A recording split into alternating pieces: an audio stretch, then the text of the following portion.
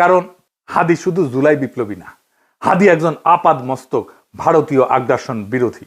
ভারতীয় আগ্রাসন বিরোধী হয়ে বাংলাদেশে বাইসা থাকাটা মুশকিল।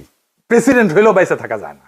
জিয়ারে মরতে হয়েছে না, ইলিয়াস আলীকে মরতে হয়েছে না, সালাউদ্দিন কাদের চৌধুরীকে মরতে হয়েছে না, জামাত নেতাদেরকে মরতে হয়েছে না, আবরারকে মরতে হয়েছে না, হাদিকে নিয়ে কম কুৎসা রটনা করা হয়েছে।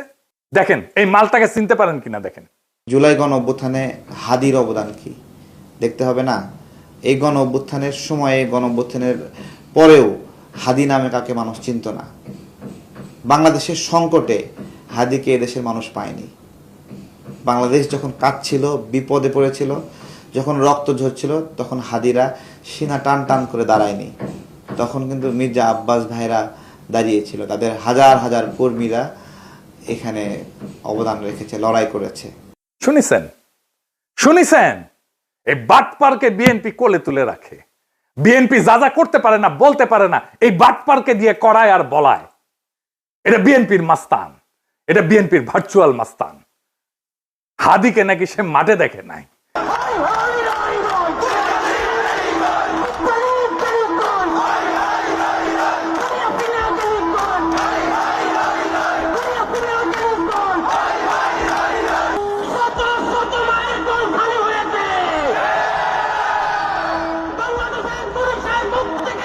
ওই বর্ষা বিপ্লবের হেডমাস্টার, ওর কাছে রোল কল কইরা বর্ষা বিপ্লবের স্টেক নিতে হবে।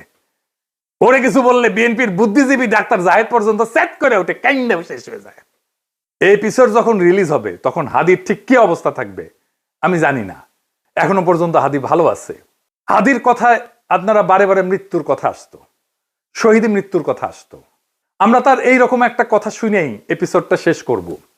কিন্তু একটা কথা আপনাদেরকে স্পষ্ট করে বলে যেতে চাই, জুলাই বিপ্লবকে বিজয়ী করা ছাড়া আমাদের সামনে আর কোনো রাস্তা খোলা নাই। প্রফেসর ইউনূস বিপ্লবকে লক্ষ্যভ্রষ্ট করেছে। আমরা আবার সেই বিপ্লবকে সম্পন্ন করব, বিজয় করব। প্রয়োজনে আবার এক নদী রক্ত পাড়ি দেব, কিন্তু বিজয় নিয়ে ঘরে ফিরবো ইনশাল্লাহ। ইনকিলাব জিন্দাবাদ।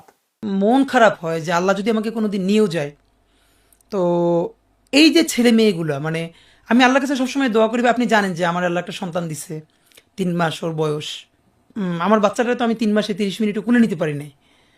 তো আমার ওয়াইফ খুব মাঝে মধ্যে আর কি মজা করে বাচ্চারে বলে যে ইনকিলাব মঞ্চের মুখপাত্র তোমার সাথে দেখা করতে আসছে।